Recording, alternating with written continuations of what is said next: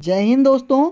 I hope आप सभी लोग अच्छे होंगे और अपने परीक्षा की तैयारी अच्छे से कर रहे होंगे। बच्चों ये रीजनिंग का पार्ट नंबर 30 है। अगर पार्ट नंबर आप 29 नहीं देखे हैं प्लेलिस्ट सेक्शन में जाकर देख सकते हैं। आते हैं अपने प्रश्नों पर बच्चों। सबसे पहला प्रश्न हमारा पूछ रखा है कि दिए गए प्रश्न में आपको संबंधित संख्या ज्ञात करनी है। बच्चों इस तरह के प्रश्न हम लोग कैसे सॉल्व करते हैं, सबसे पहले देखते हैं कि संख्याओं के बीच में क्या संबंध है।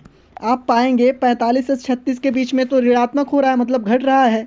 तो कितने का घट रहा है बच्चों? 45 से 36 के बीच का डिफरेंस कितना आ रहा है?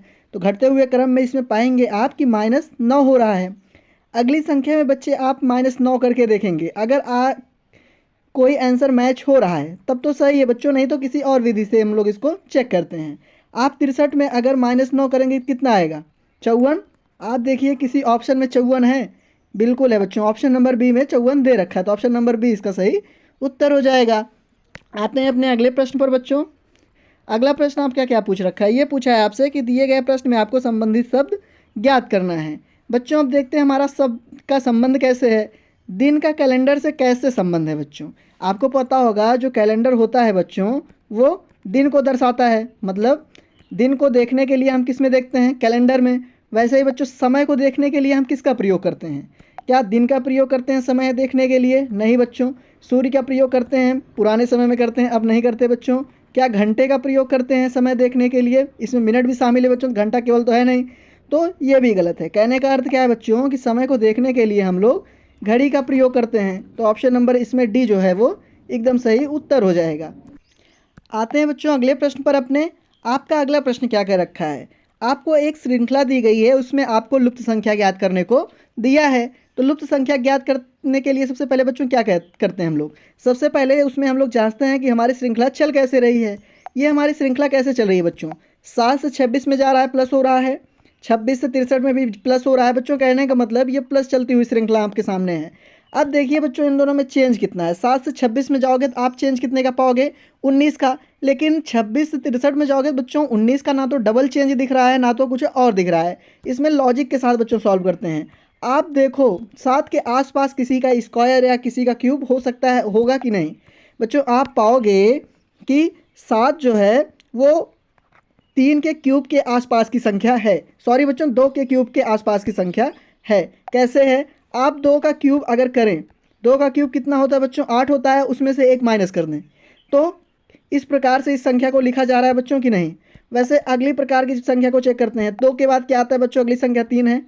3 का अगर क्यूब करें और माइनस उसमें से 1 कर दें, 3 का क्यूब कितना होता है बच्चों? 27। 27 में से आप 1 को माइनस करोगे 26 आएगा कि नहीं आएगा? वैसे बच्चे अगला अगर आप चेक करोगे तो अगला पाओगे ये 4 के क्यूब से 1 माइनस है। 4 का क्यूब होता है 64, उसमें से 1 माइनस करके लिखा है। अगला जो दे रखा है बच्चों ये 5 का क्यूब होता है, 5 का क्यूब 125 होता है, उसमें 1 माइनस करके दिया है। अगला बच्चों 6 के क्यूब 216 होता है, उसमें से 1 माइनस करके दिया है। अगला बच्चों 7 का क्यूब 343 होता है, उसमें से 1 माइनस करके दिया है। एज इट इज़ बच्चों 7 के बाद अगली संख्या क्या है? 8। आप 8 का क्यूब करें और उसमें से 1 माइनस कर दें। इसी को आप सॉल्व कर लें बच्चों, आपका आंसर आ जाएगा। अब 8 का क्यूब आप करोगे कितना आएगा? 8 का क्यूब बच्चों 512 होता है, आप करके देख लीजिएगा। नहीं तो चलिए करते हैं। 8 8 जा 64, 8 का स्क्वायर 64 होता है, उसका 8 का मल्टीपल कर दीजिए आप। 8 चौक 12, सॉरी बच्चों 8 चौक 32 होता है, 8 छंग 48, 48 में 3 ऐड करोगे तो आप कितना होगा? 51 होगा ना, मतलब कुल मिला के 512 होता है। अब 512 में से 1 को आप जब माइनस करोगे तो बच्चों कितना होगा? 511।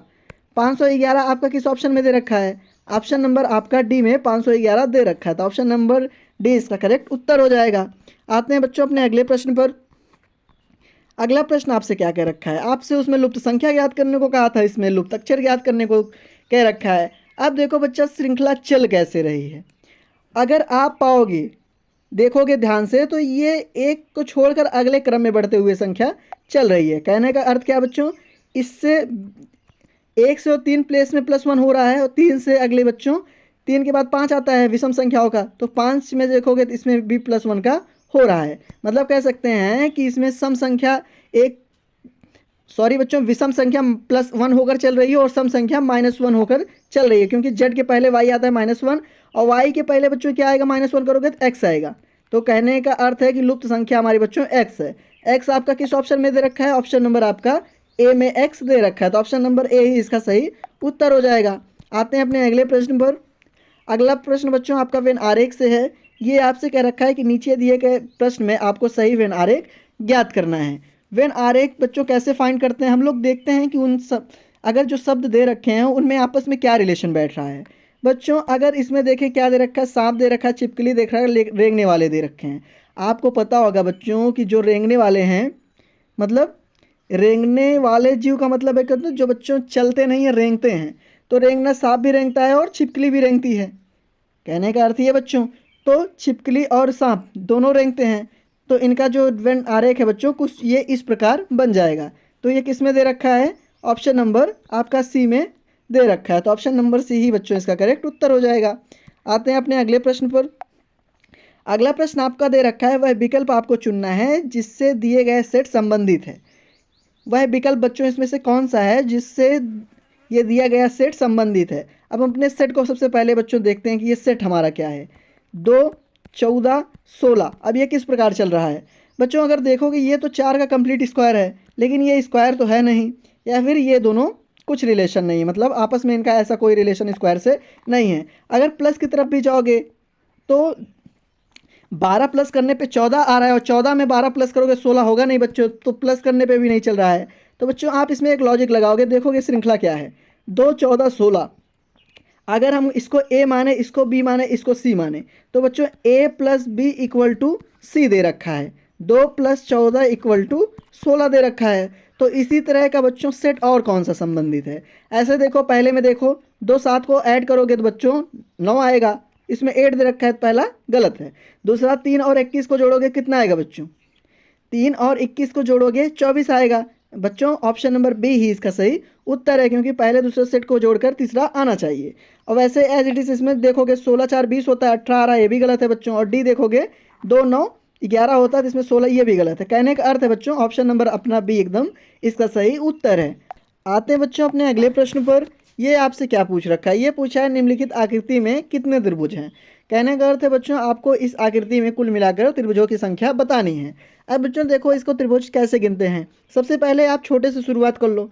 ये बच्चों एक त्रिभुज हो गया, ये 2 हो गया, ये 3 हो गया, ये 4, ये 5 और ये 6 त्रिभुज हो गया। 6 त्रिभुज तो आपको सामने सामने दिख रहे हैं बच्चों। फिर उसके बाद ये एक देखिए 7 हो गया। आप इधर भी देख लो, ये 8 त्रिभुज हो गया, 8 दिख रहे हैं बच्चों। उसके बाद आप देखो 8 के बाद ये बच्चों एक 9 त्रिभुज हो गया। इधर से देखोगे तो आप ये 10 त्रिभुज हो गया। ऐसे ही बच्चों आप इसमें देख लो, 9 एक 10 त्रिभुज हो गया बच्चों ना, 10 सॉरी बच्चों 11 त्रिभुज हो गया, और ये 12 त्रिभुज हो गया। पहले 10 हुए तो कुल मिला के कितने बच्चों आपको हो गए? 12 त्रिभुज हो गए। अब अगला देखोगे तो कंप्लीट वाला त्रिभुज भी एक त्रिभुज है बच्चों, तो कुल मिला के 12 + 1 कितने हो गए? 13 त्रिभुज हो गए। 13 आपका ऑप्शन नंबर बी में दे रखा है, तो ऑप्शन नंबर बी इसका सही उत्तर हो जाएगा। आते हैं बच्चों अपने अगले प्रश्न पर। अगला प्रश्न आपका क्या पूछ रखा है? इसमें पूछा है कि खुले हुए रूप में दिया गया है कौन सी संख्या 4 के विपरीत है। आपको जो बच्चों इसमें डायग्राम दे रखा है उसमें आपसे पूछा है कि 4 के विपरीत कौन है। तो बच्चों इस तरह का जो प्रश्न होता है उसको हम लोग कैसे सॉल्व करते हैं? हम लोग देखते हैं पहले कि विपरीत कौन कौन से हैं, कौन किसके हैं। आप पाओगे बच्चों 6 का विपरीत 3 है ना, 6 का विपरीत 3 है, और 1 का विपरीत 5 है, 1 का विपरीत 5 है, और बच्चों 2 का विपरीत 4 है, 2 का विपरीत 4 है। आपसे इसमें 4 का विपरीत पूछा है, तो 4 के विपरीत कौन है बच्चों? 2 है।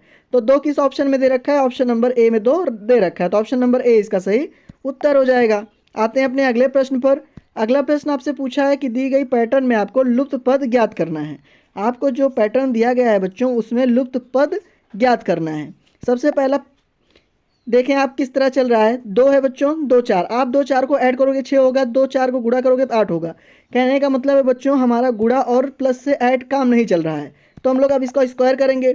इसका स्क्वायर करोगे 4 होगा, इसका स्क्वायर करोगे 16 होगा। 16 और 4 को जोड़ोगे तो आप बच्चों 20 आ जाएगा। वैसे ही दूसरे में भी चेक कर लेते हैं। दूसरे में 3 का स्क्वायर कितना होगा बच्चों? 9 होगा, और 9 का स्क्वायर 81 होगा। 81 और 9 को जोड़ दोगे तो कितना आ जाएगा? आपके 90 आ जाएगा। ऐसे ही बच्चों तीसरे पद का भी हम लोग निकाल लेते हैं। 1 का स्क्वायर 1 होगा, 7 का स्क्वायर 49 होगा। 1 और 49 को जोड़ोगे तो कितना आ जाएगा? 50 आ जाएगा। 50 आपका किस ऑप्शन में है? ऑप्शन नंबर सी में 50 दे रखा है, तो ऑप्शन नंबर सी एकदम आपका सही उत्तर हो जाएगा। आते हैं बच्चों अपने अगले प्रश्न पर। इसमें कह रखा है रमेश 33 विद्यार्थियों की एक कक्षा में 13वें स्थान पे है। बच्चों रमेश जो है वो 33 विद्यार्थियों की कुल कक्षा है उसमें 13वें स्थान पे है। और अगर श्रेणी के क्रम में बात करें तो राम से नीचे 5 विद्यार्थी हैं, राम से नीचे 5 विद्यार्थी हैं।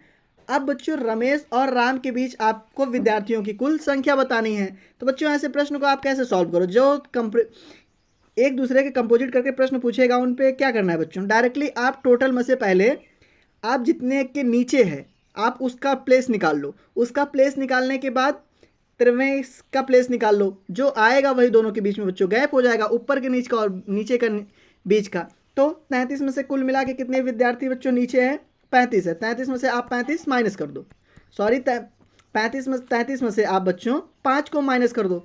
माइनस करोगे तो कितना आएगा आपका? तो 33 में से 5 माइनस करोगे 28 आएगा। अब बच्चों ये 28 बच्चे हैं कुल मिलाकर। अब 28 में से ऊपर 13वें का स्थान निकाल लो आप ना। जब 28 में से 13वें का आप स्थान निकाल लो, फिर इसको करोगे -1, क्योंकि बच्चों एक के लिए दो, मतलब दो बच्चों के लिए, एक बच्चे के लिए 2 सीट कभी नहीं हो सकती। तो 28 में से 13 माइनस कर दो, आपका कितना आ रहा है बच्चों? 28 में से आप 13 को जब माइनस करोगे तो कितना आएगा? 14 दूनी 28 आएगा, 15 आएगा। 15 में से 1 माइनस कर दोगे तो 14 आएगा। कुल मिलाकर बच्चों जो गैप पूछ रखा है रमेश और राम के बीच, तो वो कितने का गैप है बच्चों? 14 विद्यार्थियों का गैप है। 14 आपका ऑप्शन नंबर बी में दे रखा है, तो ऑप्शन नंबर बी इसका एकदम सही उत्तर हो जाएगा। आई होप बच्चों आपको सारे प्रश्न अच्छे से समझ में आ गए होंगे।